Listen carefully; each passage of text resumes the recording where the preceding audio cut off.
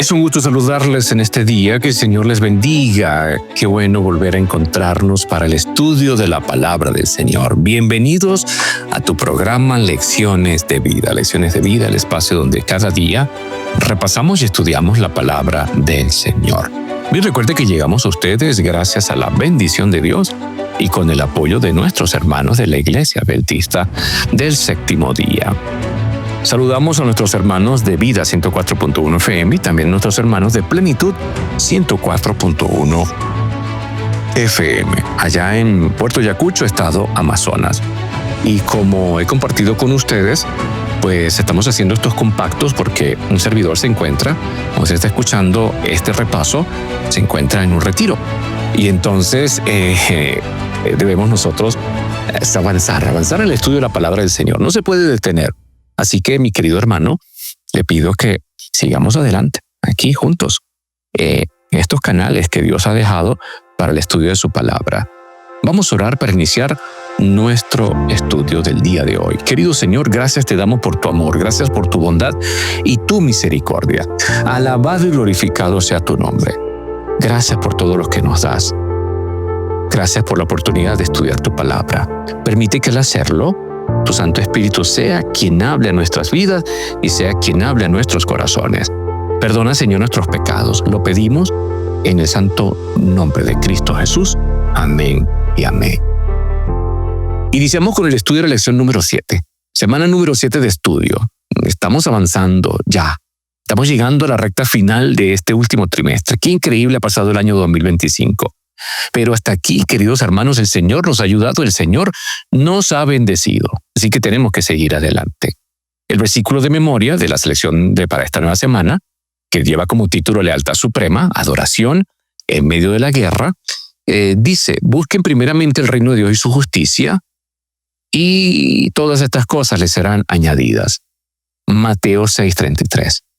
La lección de esta semana demuestra que la verdadera victoria espiritual exige una lealtad suprema a Dios, expresada al priorizar la adoración y la renovación del pacto, incluso en medio de las guerras más intensas de la vida. Los actos de fe aparentemente ilógicos de Israel nos enseñan a buscar primero el reino de Dios, confiando en que todo lo demás nos será añadido.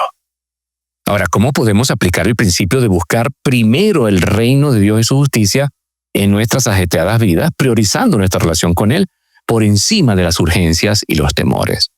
Vivimos en un mundo completamente con falta de tiempo, pero creo que es importante, como lo hizo Josué, aunque parezca ilógico. ¿Qué está haciendo Josué? Detenernos y dar prioridad a lo más importante, que es la adoración a Dios, que es la adoración al Señor. Esta semana, fíjense, Josué nos va a enseñar que Josué tomó decisiones aparentemente no irracionales. Circuncidar a los israelitas en territorio enemigo. ¿Cómo vas a hacer eso, Josué? Si 3 días van a estar allí, el dolor y todo eso. Celebrar la Pascua ante un peligro inminente. ¿Cómo lo vas a hacer, Josué? Josué 5, 10 al 12. De construir un altar y adorar al Señor mientras la conquista está en pleno apogeo. De erigir el tabernáculo del Señor cuando 7 tribus de Israel aún no habían recibido su herencia. Entonces, en nuestras ajetreadas vidas, a veces nos enfocamos en urgente y descuidamos lo más necesario. Dedicar tiempo de calidad de vida a nuestras familias, a Dios, a detenernos por un momento a entender lo que el Señor nos está mostrando. Creo que a veces olvidamos, ¿no? El culto.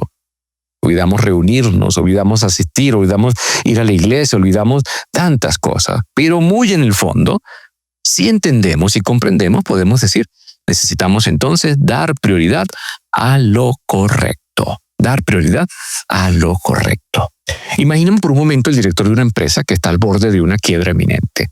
Sus asesores le presentan planes de emergencia, recortes de presupuesto y estrategias legales. La situación es crítica y cada minuto cuenta. Pero en lugar de sumergirse en los informes, el director detiene todo y convoca a todos los empleados a una jornada para recordar y reafirmar la misión y los valores originales de la compañía. Desde una perspectiva puramente práctica, parecería una locura, una pérdida de tiempo valioso. Sin embargo, este acto recentra a todos en el porqué de su trabajo, dándoles una fuerza y una unidad que ninguna estrategia podría lograr. Y esto es precisamente lo que hizo Josué. En medio de una campaña militar en territorio enemigo, detuvo todo para adorar. En medio de una crisis, querido hermano, ¿cuál es nuestra primera reacción? ¿Nos lanzamos a resolver lo urgente o nos detenemos a reconectar con lo importante? ¿Qué pasaría si ante nuestros mayores desafíos nuestra primera acción fuera adorar a Dios? ¿Qué pasaría si nosotros tomamos primero la decisión de decir al Señor, te voy a adorar, voy a darte primero a ti la prioridad, voy a darte a ti el primer lugar? ¿Qué pasaría si yo busco primeramente el reino de Dios y su justicia y creo en la promesa que dice, y todo lo demás os será añadido? ¿Qué pasaría? Creo que nuestra vida, ¿no?, sería algo diferente. Entonces, ante el milagroso cruce del Jordán, todos los reyes cananeos se atemorizaron. El terreno estaba preparado para la conquista inmediata. Sin embargo, esa no fue la prioridad para Israel. Debían buscar primero en la comunión con Dios. Y en medio de la conquista decidieron hacer un alto para volver a consagrar al Señor en una magna reunión entre los montes Ebal y Gerizim. Y casi concluyendo la conquista, realizaron un nuevo hito de adoración. Levantaron el santuario en Silo. Todo para decir, Señor, te buscamos primero, porque tú eres el único que mereces la gloria y la honra. ¿Qué hacemos nosotros? ¿A quién buscamos nosotros primero?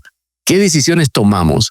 ¿Primero las de Dios, consultamos al Señor, buscamos su voluntad, o hacemos las cosas a nuestra manera?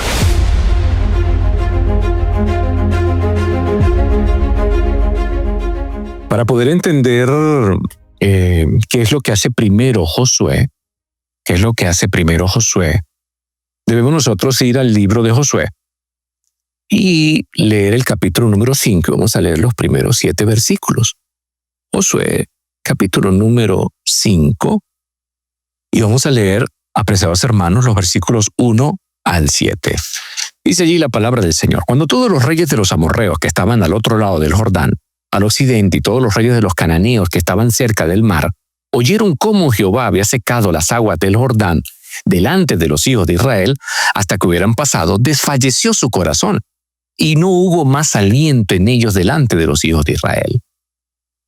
Recuerde que tanto los cananeos como a todo Israel, el mismo Josué se le había dado evidencias inequívocas de que el Dios viviente, el Rey del cielo y de la tierra, estaba entre su pueblo y no los dejaría ni los desampararía.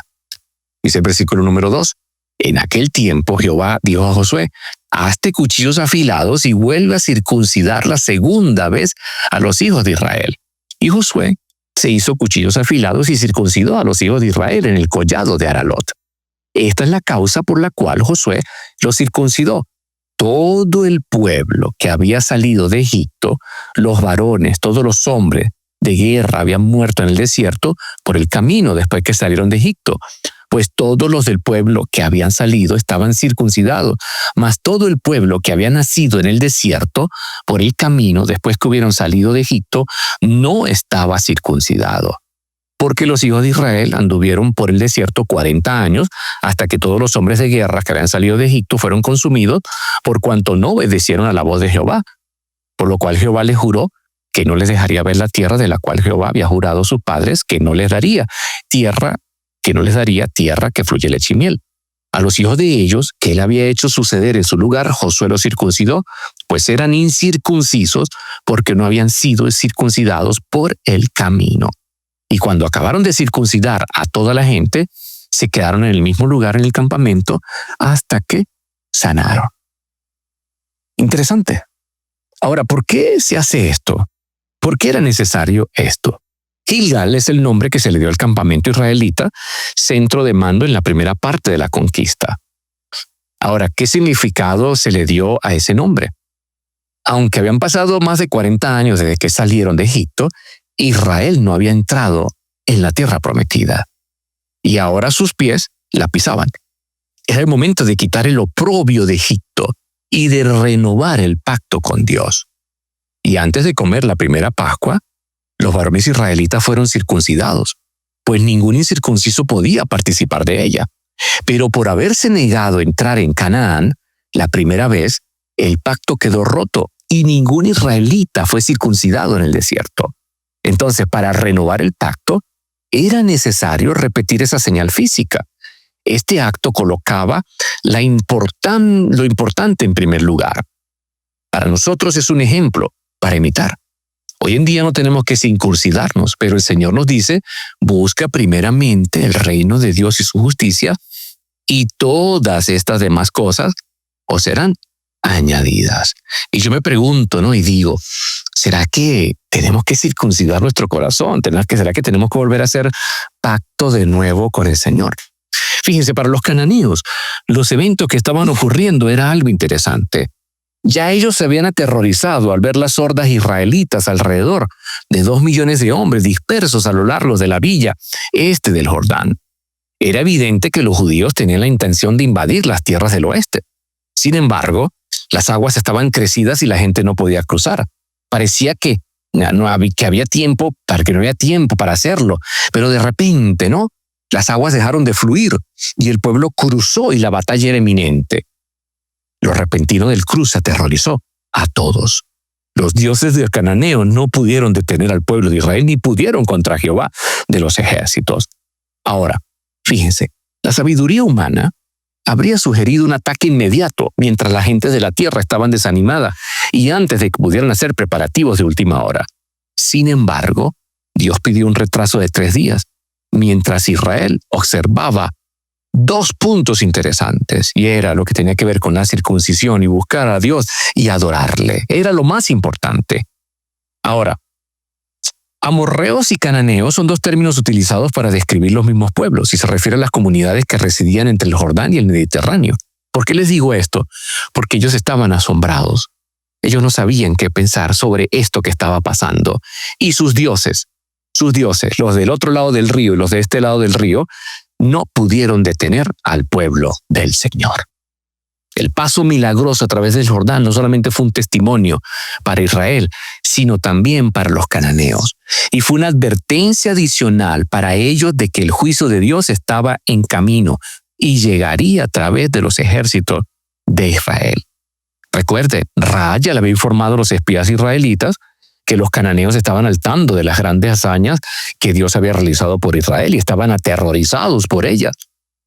El milagroso cruce del Jordán solo aumentó su temor de que el juicio del Señor, Jehová, el Dios del pacto de Israel, se acercara. Llegó el momento, cruzaron, entonces el Señor le dice a Josué, hazte cuchillos afilados y vuelve a circuncidar por segunda vez a los hijos de Israel. Ahora, aquí tenemos que entender el punto, ya lo hemos leído. Aparentemente, ninguno de los hijos nacidos durante los 40 años de espera en el desierto había sido circuncidado.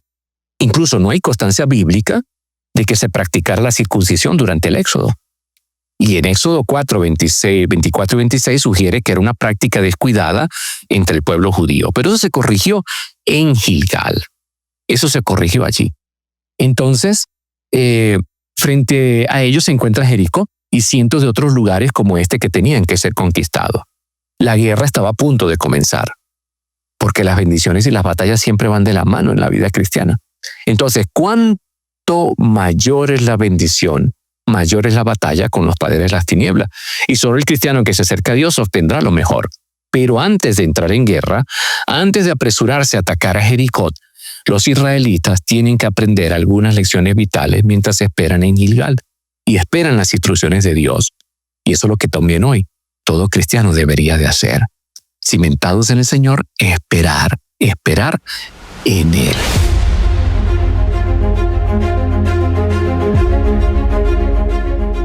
Tomaron cuchillos, tomaron pedernales. Sí, tomaron cuchillos, tomaron pedernales. Hasta cuchillos afilados. Quizás lo hicieron no utilizaron allí un instrumento de hierro para no causar infección, algún tipo de piedra afilada, pero lo cierto fue que allí, en el collado de Aralot, se realizó esto que Dios había hecho. Recuerde que cuando Dios reafirmó su pacto con Abraham, prometiéndole la tierra de Canaán, le advirtió. Vamos a leerlo, Génesis 17, versículo 7, recuerde allí. Dice que ninguno debía de no estar circuncidado. Dice, este es mi pacto que guardaréis entre mí y vosotros, y tu descendencia después de ti. Será circuncidado todo varón de entre vosotros. circuncidaréis pues la carne de vuestro prepucio, y será por señal entre pacto en mí y vosotros. Y luego más adelante dice que le advirtió que cualquiera que no estuviera circuncidado estaría violando el pacto. Entonces, si tomamos esto porque era ley de Dios, en consecuencia, Israel no podía reclamar la tierra de pacto hasta que la señal del pacto no hubiera sido restaurada.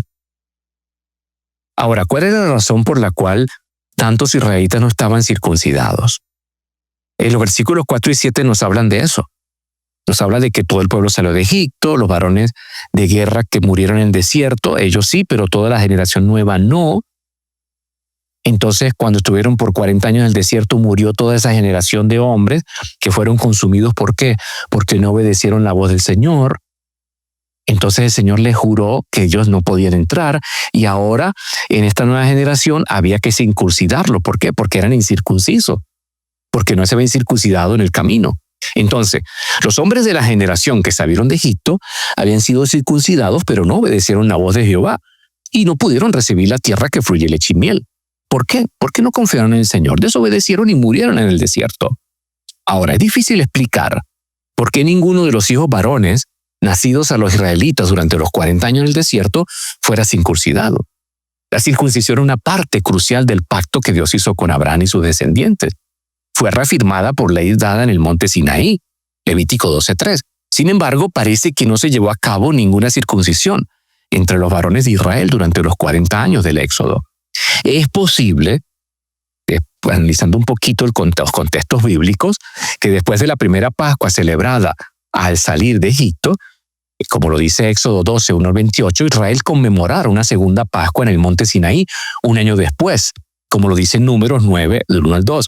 Durante esta ocasión es probable que se llevara a cabo la circuncisión de todos los varones que habían nacido el año anterior, antes de la celebración de la Pascua en el Sinaí. Y no hay una constancia de la observancia de la Pascua en los 39 años siguientes prácticamente. Y es probable que no se circuncidara ningún niño después de la Pascua del Sinaí, hasta que Israel cruzó el Jordán y entró en la tierra prometida. Lo cierto es que esta nueva generación tenía que asumir las responsabilidades del pacto mediante la señal de la circuncisión. Entonces, a través de este pacto podían reclamar las promesas de la tierra que Dios había dado a Abraham y sus descendientes. Entonces, en obediencia a lo que Dios dice y en obediencia al pacto que Dios hizo con Abraham, entonces los hijos de la nueva generación fueron circuncidados en Gilgal. La circuncisión no era desconocida en el mundo antiguo. Era una práctica que se realizaba entre muchos pueblos. Sin embargo, para los israelitas, la circuncisión era una señal constante y evidente del pacto en que había entrado con Dios y de las obligaciones morales a las que estaban sujetos ellos. Quizás por razones higiénicas, muchos no la practicaban. Pero lo más importante es que la circuncisión no solamente era la operación que se hacía allí en los hombres, sino también era una señal de pacto, diciendo: Señor, tú eres el primero en nuestra vida. Tú eres el primero en nuestra vida. No vamos a confiar en nuestra carne. Vamos a cortar nuestra carne. Vamos a confiar en ti. Vamos a confiar en ti. Tú eres el único que nos puede traer la bendición. No debemos de confiar en las cosas que hacemos. Debemos de confiar completamente en ti. Hoy en día, queridos hermanos, no somos circuncidados como lo hacían en la antigüedad, pero nuestro corazón tiene que ser circuncidado. Es decir, que el Señor rompa, quite aquellas cosas que están mal. Colosenses 2, Pablo, mire lo que dice allí, conecta estas ideas, ¿no?, con la circuncisión y el bautismo cristiano, la experiencia en Cristo. Colosenses 2, 11 y 12 dice: en él también fuiste circuncidados con circuncisión no hecha a mano, al echar de vosotros el cuerpo pecaminoso carnal en la circuncisión de Cristo, sepultados con él en el bautismo, en el cual fuisteis también resucitados con él mediante la fe en el poder de Dios, que le levantó de entre los muertos.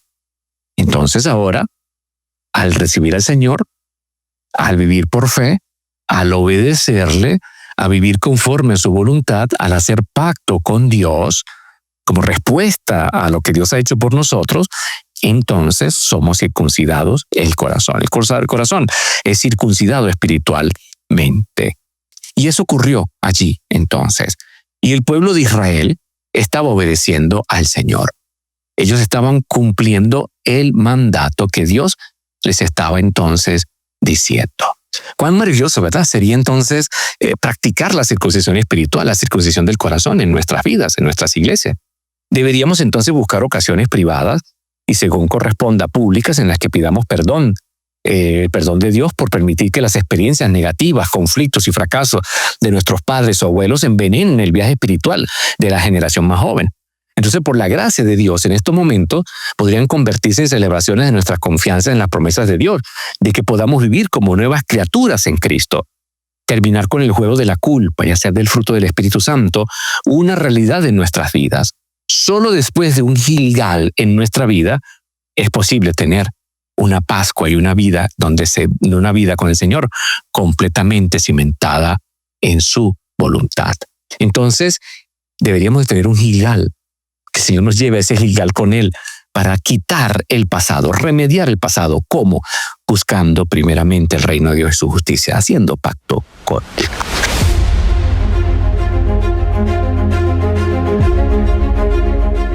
Algunos puntos importantes que debemos entonces destacar y recordar. Esta nueva generación debía de comprometerse. Lo que iban a recibir no era cualquier tierra, era la tierra que fluía leche y miel, la tierra prometida por el Señor, la tierra que Él ofreció a su pueblo. Debían entonces permanecer allí, firmes en el Señor. Debían de obedecerle. Debían de hacer pacto con Dios. Debía renovarse esas promesas del Señor. Debía de renovarse ese pacto para decir, estamos agradecidos contigo. ¿Por qué? Porque tú eres fiel a tus promesas, Señor. Tú eres fiel a tus promesas. Entonces ese pacto estaba relacionado muchísimo con las promesas del Señor. En muchas ocasiones el pueblo de Israel había roto ese pacto y ahora estaban allí, ¿no? Fuera de la voluntad del Señor. Fuera de la voluntad del Señor. Josué entonces, en medio de todo lo que había, viene la guerra, necesitamos ordenar, necesitamos hacer esto. Josué entonces se detuvo. Yo pregunto, ante nuestras agendas llenas de tantas actividades importantes, ¿qué nos hace posponer nuestro tiempo con Dios? ¿Qué cosas nos están ocupando más el lugar en lugar de dedicar tiempo también al Señor? Y creo que esta historia nos desafía. Nos desafía a poner nuestro pacto con Dios en primer lugar, incluso cuando parezca ilógico e impráctico. Entonces, la verdadera fortaleza para nuestras batallas diarias proviene de nuestra conexión con Él, de nuestra conexión con el Señor. Ahora, ¿sabía usted que cuando nosotros buscamos primeramente el reino de Dios y su justicia, cuando nosotros obedecemos a Dios, cuando nosotros hacemos pacto con Dios, ¿sabía usted, mi querido hermano, que es como que identificarnos con el Señor? Estamos diciendo que nuestra identidad no es de este mundo, sino que nuestra identidad es del reino de los cielos. Entonces, nuestro pacto con Dios debe ser siempre una respuesta de gratitud por lo que Él ya ha hecho en nuestro favor.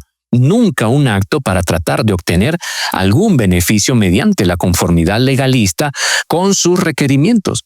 Entonces, este mismo concepto fue sin duda crucial en las luchas de Pablo, con quienes insistían, ¿no?, en que los varones gentiles conversos al cristianismo fueran circuncidados. No tenía que hacerse por obra, no era así ya. Ya eso había sido abolido en Cristo Jesús.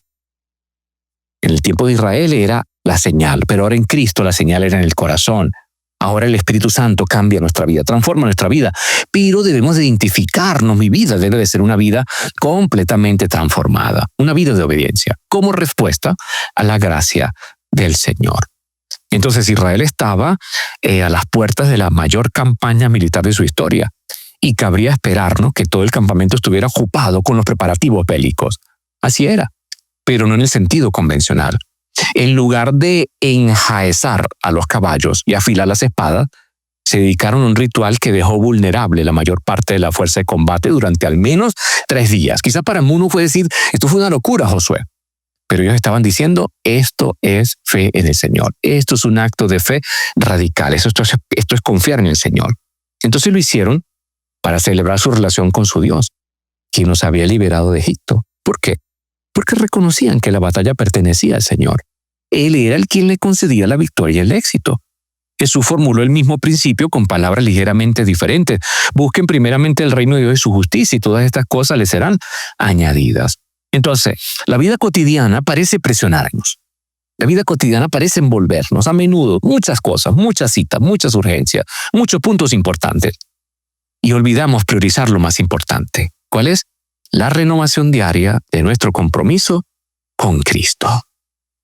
Pensemos por un momento, ¿qué estamos descuidando con nuestra comunión con el Señor? ¿Qué estamos haciendo con nuestra comunión con Dios? ¿Será que estamos allí, hermano querido, descuidando algunas cosas? ¿Será que estamos allí, pero apreciados hermanos, descuidando algunas cosas en nuestra vida? Definitivamente, ¿no? Debemos reordenar. Entonces, las ideas centrales del estudio de hoy. Primero, la identidad antes que la acción. Importante, la identidad antes que la acción. Entonces, antes de conquistar la tierra, la nueva generación necesitaba reafirmar su identidad como el pueblo del pacto. La circuncisión era la señal de su relación especial con Dios, el verdadero dueño de la tierra. Un acto de fe radical. Realizar la circuncisión en territorio enemigo, lo que inutilizaba el ejército durante varios días, era un acto de confianza suprema en Dios. Demostraba que su victoria no dependería de su fuerza militar, sino de su lealtad al Señor, que lucharía por ellos. Ahora yo le pregunto, ¿nos identificamos nosotros antes con Dios que accionar cosas fuera de la voluntad del Señor? Estamos actuando con una fe radical, una fe que dice, aunque se desplomen los cielos, yo voy a confiar en ti, Señor. Tú dices que me detenga, me detengo. Tú dices que avance, avanzo. Yo voy a confiar en ti. Y la obediencia era respuesta a la gracia. La renovación del pacto no fue un intento de ganar el favor de Dios, sino una respuesta de gratitud por el milagro que acababa de realizar al cruzar el Jordán. Nuestro pacto con Dios siempre es una respuesta a lo que Él ya ha hecho por nosotros. ¿Cómo están nuestras agendas? ¿Cómo están nuestras vidas, apreciados hermanos? ¿Cómo está nuestra vida? ¿Cómo está nuestro corazón? ¿Será que estamos allí sumidos en lo verdadero? ¿Será, mi querido hermano, que estamos haciendo las cosas conforme a la voluntad del Señor? ¿Será, apreciado hermano, que estamos nosotros viviendo en función de la voluntad del Dios eterno? Así dice Jehová. ¿Será, mi querido hermano, que estamos nosotros haciendo las cosas de manera correcta? ¿Será, apreciado hermano, que estamos nosotros diciéndole al Señor, ayúdame a vivir conforme a tus designios, ayúdame a vivir conforme a tu voluntad? El tiempo es corto, no lo olvide. Y hoy más que nunca necesitamos hacer pacto con Dios. En pocas palabras, permitir que el Señor dirija por completo nuestras vidas. En medio del afán, busquemos primeramente el reino de Dios y su justicia. En medio del afán, permitamos que Cristo sea el primero en nuestras vidas. Que Dios le bendiga.